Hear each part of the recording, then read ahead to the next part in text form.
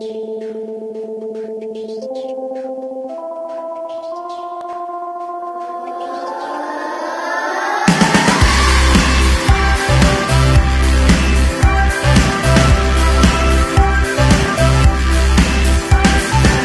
I'm Daniel. I play lead guitar. I'm Kane. I play synth. Brian, I sing. Ivan, I play drums. JJ, I play bass. And we are Machines Are People too. It started out, JJ always would be in his room just programming beats, making rap beats, making just electronic music on his computer, and we met and he knew that I sang, so one day we kind of started getting together and making some fun songs. Our friends started these parties and asked us to start playing them, and we were kind of iffy about it. We started doing it.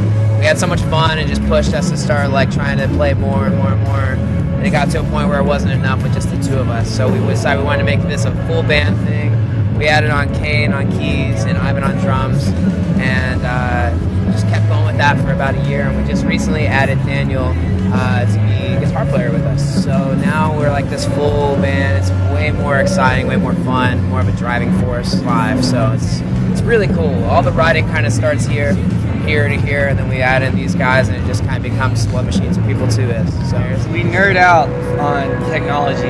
Yeah. And then we found like really good musicians who can help us create it for like more of a live experience, which is what we love. Like we love going to see bands play, and we love the live energy of a full band. And that's why we added extra people, because we wanted to bring that to everyone else, because that's what we love. So that's kind of what happened.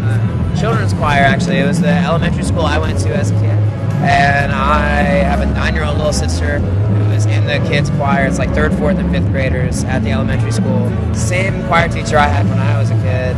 And I hit her up in an email, and actually she got back with me right away while we were in the studio. It was kind of a last-minute thing. We'd already started recording the album. We had the idea. And she was like, yeah, let's do it. We sent her something overnight for the kids to learn the next day. And a week later, we went in there to the school at 7:30 in the morning. At 5:30 a.m. Yeah, 5. And then their practice is at 6:30 a.m. She's like, y'all need some sleep. Because that's how the studio days are. You just stay up till like... Stay up as late as you can. Just trying to get fresh pots. Yeah, fresh pots. We put like our heart and soul into it pretty much. It was like everything came together by shoestrings, and it's crazy that it even happened. Little things like that. Was actually like we recorded it at this house that turned out to be like it had been converted into a studio. It turned out to be the house that Kane grew up in.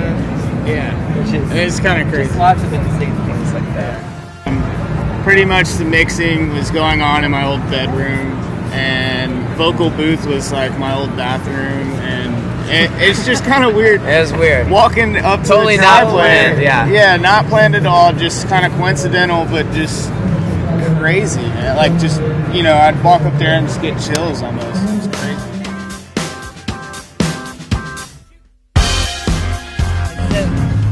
The guys, the demo, because I normally start the songs in my room by myself, which is really depressing.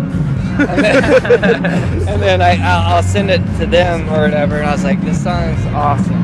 And I feel really confident about it. Yeah. And so like it goes over really well.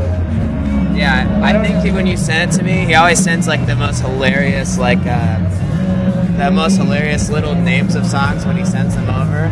Was it Hit Song 1 or Hit Song 2 or something? It was Hit Song 02 or something, like something random. Like, That's the only time I ever. No, we never name it what he sent, but obviously. But, it's what, it started off as this thing that he just saw as like this kind of rave song, and we kind of turned it into something really special. And like the song is like, lyrically, a lot of the words have to do with like the feeling of playing a show, like getting on stage for your first time, and like being in front of people, and just the feeling that you have when you're on stage.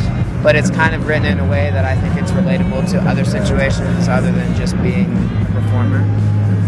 It could be about anything, really. Just anything that you've been nervous about, and when you finally get to that moment, it's like the most amazing thing you've ever had. So, Amazing.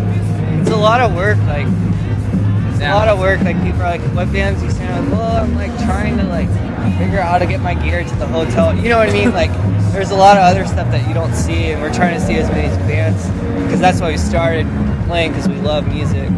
So it's just been kind of like a struggle trying to get to do that kind of stuff versus like it's work. So and we're like just trying to figure it out like everybody. But yeah, I don't know. It's been awesome. Like so many of our favorite bands are playing. And Yeah, It's better than what we expected for sure. yeah. Everything just. We didn't even hit traffic when we got in. C3 couldn't have run a better festival, I think. It's insane. We've just kind of been bouncing around so smoothly, just gliding around from one side to the other, and it's been. I mean, even last night when we didn't do any. We walked through the crowd for everything. We walked from here to Postal Service. People are so polite and like letting you walk up the hill and not. Nobody's in your way. Everybody seemed to be really nice. @Machines Tweets is our Twitter. @Machines Are People Too be our Instagram. We check it like daily, multiple times a day. We love when people hit us up. Ask whatever, say whatever. Like we want to respond. Like iPhones are the death of social skills, but it's kind of fun when it comes to talking to people you never met. Yeah, obviously. Hey, we're Machines Are People Too. And look for us on Last.fm.